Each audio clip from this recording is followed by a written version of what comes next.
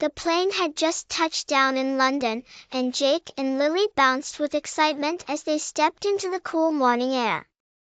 Big Ben. The London Eye. The double-decker buses.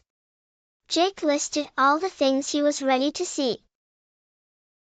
Lily twirled her scarf. And the Queen's Guards with those big, furry hats.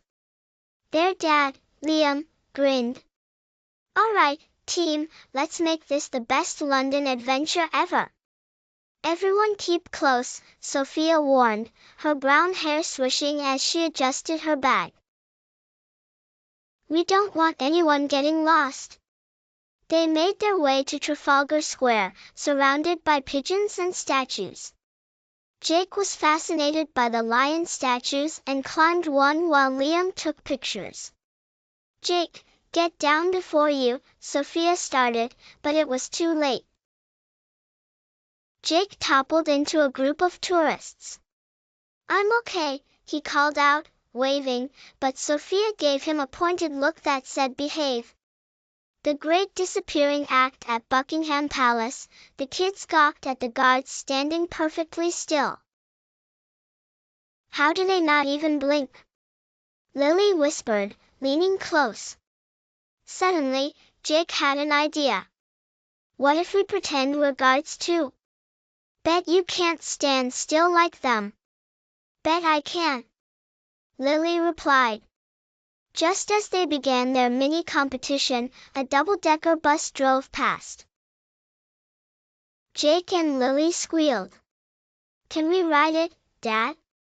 "Please, please," they begged in unison.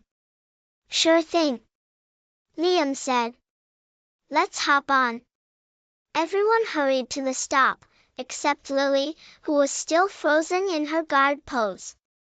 By the time she realized they were moving, the bus doors had already closed behind her. "Mom? Dad?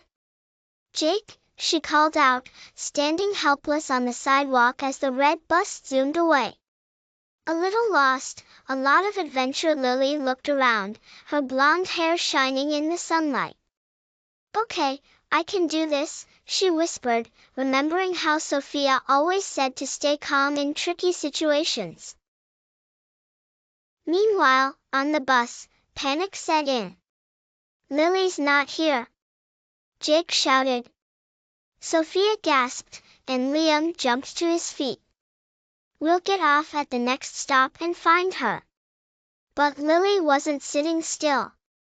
With a determined face, she began her very own adventure through London. She spotted a sign pointing to Covent Garden and thought, maybe Mom and Dad will look for me there. Off she went, weaving through streets, marveling at the colorful street performers and cozy shops. At a little bakery, Lily smelled the warm scent of fresh scones. Just like Nana's," she said, grabbing a small one with the coins she had. Feeling braver, she asked the kind baker, "Do you know where the red buses go?" "Ah, just wait by that stop, love.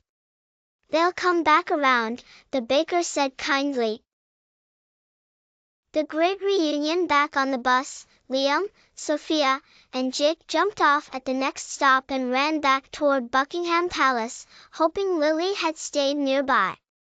But she was already far ahead, making her way to the river. Suddenly, Jake spotted something from across the street. "Look! That's her scarf." They sprinted through the crowds and down to the Thames River, where Lily stood near the London Eye, holding her scone. "Lily!" they all called out, waving frantically. Lily's face lit up brighter than the lights on Tower Bridge. "Mom! Dad! Jake!" She ran toward them, and Sophia scooped her up into a big hug. "I knew you'd find me," Lily said proudly. Sophia laughed through her relief. "Looks like you had your own little London adventure." Liam grinned. "We'll call it the Great Lily Escape." Next time, no more getting lost, okay? Jake said with a teasing grin. Lily smirked. Hey, I had fun. Happy ending in London town. To celebrate their reunion, the family rode the London Eye, watching the city sparkle as the sun began to set. This was the best adventure yet, Jake declared as the wheel turned high above the Thames. And the most heart-pounding, Sophia added with a playful nudge toward Lily. London's full of surprises, Liam said, wrapping an arm around Sophia.